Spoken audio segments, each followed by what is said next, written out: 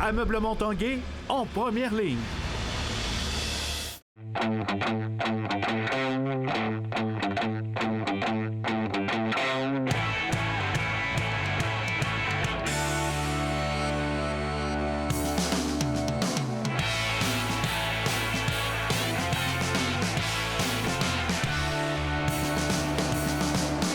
Ici Carl Larouche, bienvenue à la 2500e émission de l'Esprit sportif. Merci d'être là depuis 9 ans déjà. Nous entamons notre 10e saison. C'est un grand plaisir de vous savoir avec nous. Aujourd'hui à l'émission, en parlant de football collégial, on rencontre le Notre-Dame qui a déjà 2 matchs de disputés. Également du côté du Rougeur, prochain match, c'est samedi contre Concordia. Mais d'abord, parlons des Remparts de Québec, toujours en plein camp d'entraînement. Les Remparts qui compteront 12 nouveaux visages cette année, dont 5 joueurs de 16 ans. Et parmi ces joueurs de 16 ans, le second de Carmine Anthony Pagliarulo, son nom, Émeric Despatie.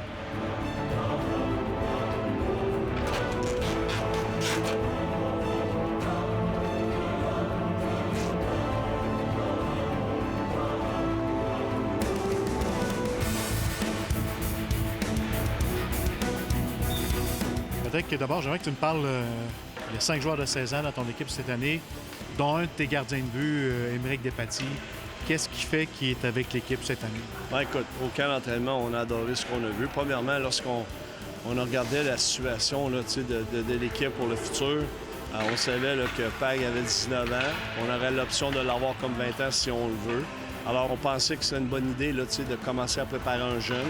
Puis à 16 ans, c'est dans le midget 3, ils ont une règle qui dit qu'il faut qu'ils jouent 60 ils ne peuvent pas jouer plus que 60 des matchs.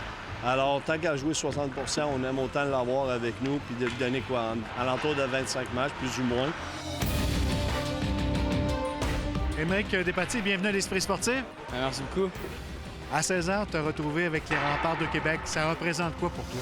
C'est exceptionnel. Je ne m'attendais pas à jouer dans les Remparts à 16 ans. Comme l'année passée, vu que j'ai joué Midget Espoir, je pensais même pas que j'aurais été peut-être même repêché. Fait que ça m'a étonné beaucoup, puis je suis vraiment content de ça. C'est quoi ton objectif cette saison? Évidemment, c'est le développement. Bien, c'est clairement le développement pour jouer quand même je vais essayer de jouer plusieurs matchs cette année. Puis c'est surtout le développement pour essayer d'être premier goaler l'année prochaine. Qu'est-ce qui fait, selon toi, Émeric, que tu as eu le poste de second avec les Remparts? Ouais, je pense que j'ai fait une belle performance dans le camp, dans les matchs, puis dans les pratiques. Fait que ça m'a donné une bonne chance de me démontrer pour faire l'équipe. Ben c'est sûr, Émeric, c'est sa première saison dans la ligue, puis je pense, dans le fond, je veux rien changer à ma game, puis je veux juste y apporter, on pose des questions, on se parle beaucoup, c'est vraiment un bon gars, puis on s'entend bien, puis je pense que c'est de la meilleure des choses. Faut pas changer rien à ma game, je garde la même chose, c'est juste par mon style de travail, il faut que je montre ça, puis c'est comme ça que, dans le fond, que je vais montrer aux jeunes. Je suis pas un gars qui parle beaucoup, fait que c'est par mon style de travail pas mal. Lisa, t'es habitué de travailler avec les jeunes gardiens de but, les jeunes joueurs. Avoir Émeric Despatie sous la main cette saison avec les Remparts, ça dit quoi? Émeric, c'est un gardien de but qui est très combatif. C'est un jeune qui est ouvert à l'apprentissage. Son bagage sportif aussi, il a fait beaucoup de karaté, un sport individuel, fait qu'il est très, très imputable des résultats. Tu sais, d'un sport individuel, tu peux pas te cacher, là. C'est toi tout seul. Puis comme gardien de but, ça paraît, fait qu'il est très responsable, très soucieux de tout ce qu'il fait, là. On voit pas ça souvent, des jeunes à 16 ans dans la Ligue de hockey junior majeur du Québec, des gardiens surtout. On n'en voit pas souvent, puis d'autant plus que lui, il part du midget espoir. Fait qu'il n'a pas passé vers le midget 3, fait que le gap est quand même assez grand. Mais comme je te dis, ses qualités athlétiques, puis son éthique de travail, il va lui permettre là, de réussir, j'en suis convaincu. Souvent, c'est peut-être pas l'idéal d'avoir un 16 ans. Je veux dire, l'année passée, Shawinigan l'a fait. Mais nous, on pense que c'est la solution à faire pour le moment. Puis on pense qu'il y a le physique, le mental, puis le côté, si tu veux, là, athlétique pour passer au travail. Parlons maintenant de football universitaire alors que le Rougeur disputera son 2e match de la saison. C'est ce samedi du côté de Concordia, match qui sera présenté sur TVA Sport. Et aujourd'hui, c'était la rencontre hebdomadaire avec la presse à laquelle a assisté Stéphane Turcot. Glenn Constantin a été l'un des premiers à parler à Mathieu Betts après que ce dernier eût été retranché par les Bears de Chicago. C'est sûr qu'il est déçu un petit peu, c'est qui est normal. Je pense par contre, qu'il était vraiment satisfait de son effort. Il a sans regret, il a tout donné sur le terrain, il a tout laissé ça. Oui, Betts a possiblement tout donné, mais doit aussi digérer une première expérience à vie. Un joueur de ce temps-là, c'est sûrement la première fois qu'il se fait retrancher, donc c'est une expérience. Je sais pas s'il était bon au hockey ou au basketball, mais au football, c'est sûrement la première fois qu'il se fait retrancher, donc c'est quelque chose à vivre. Surveillez, je vous en avais parlé, Mathieu Betts. Premier choix des Eskimos d'Edmonton et troisième au total de la Ligue canadienne de football en mai dernier, l'ancien joueur vedette du Rouge et Or doit maintenant évaluer ses options. Est-ce qu'il veut persévérer pour jouer dans la NFL ou est-ce qu'il veut tout de suite jouer dans la CFL? Je pense que la CFL, sûrement l'utiliser comme ailier.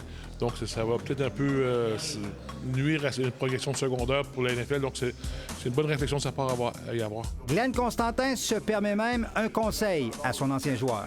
Moi, je pense qu'il doit jouer au football cette année. Je pense que c'est pour la CFL. Je pense que c'est à la mi-saison. C'est une question de négociation. Et au-delà de la Ligue canadienne de football et de la NFL, il y a peut-être une troisième option pour Mathieu Betts afin de poursuivre sa carrière à court terme. The new XFL will kick off in 2020. La XFL, qui débutera ses activités en février prochain, pourrait être aussi une option pour Mathieu Betts, car Jim Herman, qui a pris part au dernier camp d'entraînement du Rouge et Or comme entraîneur invité, a été nommé le nouveau coordonnateur défensif de l'équipe de New York de la XFL. Il n'a pas caché son intérêt pour Mathieu Betts. Stéphane Turcot, TVA Sport, à Québec. Restez là après la pause, on parle football collégial.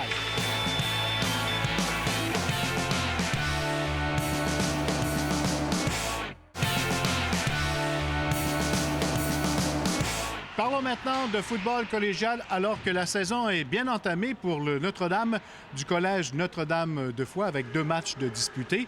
Les gagnants du Bol d'Or en 2016 ont bien l'intention de revenir dans l'élite du RSEQ.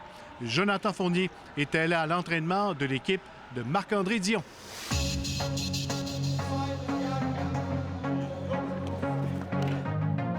La saison débute rapidement. Déjà 2 matchs de disputés. Comment ça se porte pour le Notre-Dame? Bien, on a commencé l'année avec une victoire, une défaite. Dernièrement, la semaine dernière, on a perdu un match qui je pense qu'on a laissé aller, mais je pense qu'il y a beaucoup de positifs qui est sorti de cette défaite-là. Donc, il faut continuer à bâtir un bon, fort début de saison. Puis, ensuite de ça, tout sera permis pour notre équipe. Le deuxième match de la saison, c'est contre le Cégep du Vieux-Montréal. Vous avez un petit peu un historique avec ce club-là l'année dernière. Oui, l'an passé, ça avait comme plus ou moins bien été contre eux. On avait, c'est une équipe qu'on ne matchait pas bien. Évidemment, on les attendait de pied ferme. Puis je pense qu'on a bien commencé le match. Ça n'a pas fini comme on le voulait, mais comme j'ai dit tantôt, il y a eu beaucoup de positifs qui est sorti de ce match-là. On a bien commencé la première game en gagnant contre Lévis. Je pense qu'on s'est prouvé contre nous, contre CVM, parce qu'on savait que c'est une bonne équipe. On a commencé fort, mais on a mal fini.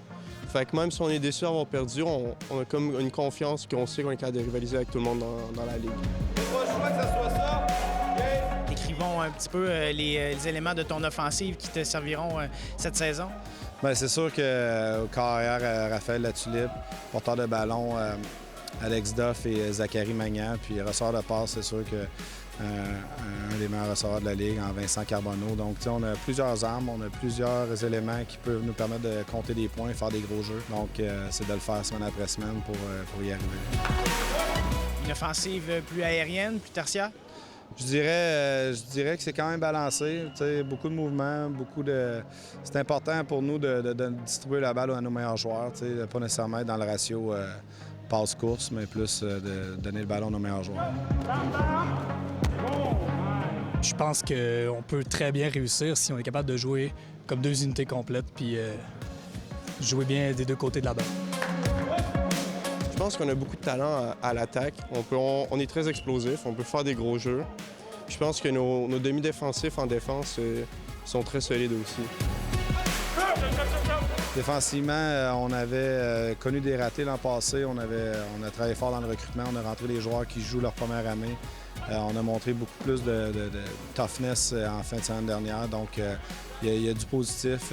Ça se bâtit de semaine en semaine. Mais ce que je vois jusqu'à maintenant, la tertiaire, c'est sûr que c'est une de nos forces. Le front défensif doit livrer la marchandise aussi. On est sur une bonne lancée. On a quelques blessures, mais l'équipe est bonne puis on a de l'expérience. Je pense que ça a été une défaite difficile, mais on a bien commencé puis je pense qu'on a les éléments pour battre tout le monde. Tu t'entraînes avec le Notre-Dame depuis un petit bout de temps, mais tu es une recrue dans l'équipe. Comment ça se porte ta transition, ton arrivée ici? Ça se passe bien. On a vraiment des bons coachs, on est bien encadrés. Dans le fond, on a tous les outils pour bien réussir. Puis mes coachs, ils me donnent tous les outils pour que je performe en game. Puis je fais de mon possible pour contribuer au succès de l'équipe. En football collégial Division 1, le Notre-Dame du Collège Notre-Dame de Foix ont été vainqueurs du Bol d'Or en 2016, mais ont été écartés des séries éliminatoires en quart de finale en 2017 et en 2018. Pas un scénario qu'on veut répéter pour l'équipe cette saison. On a changé des choses à tous les niveaux pour justement pas revivre ça. On veut être la crème de la crème au Québec, puis cette fiche-là ne représente pas ce qu'on souhaite puis ce qu'on travaille pour. Qu'est-ce que le Notre-Dame devra faire pour sortir de la saison avec une fiche gagnante?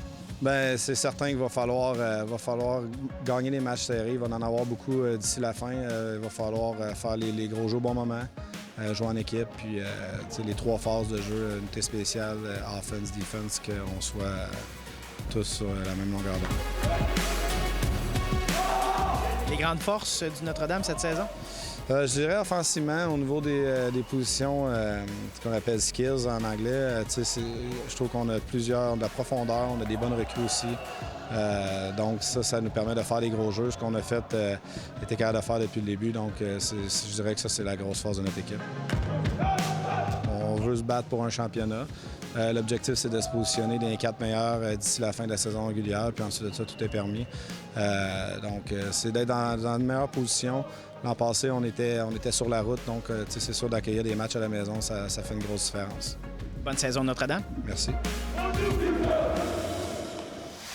Et voilà qui complète la 2500e émission de l'Esprit sportif. Encore une fois, au nom de toute l'équipe de production, merci d'être là jour après jour. Voilà, on se donne rendez-vous demain, même heure. Bye bye tout le monde.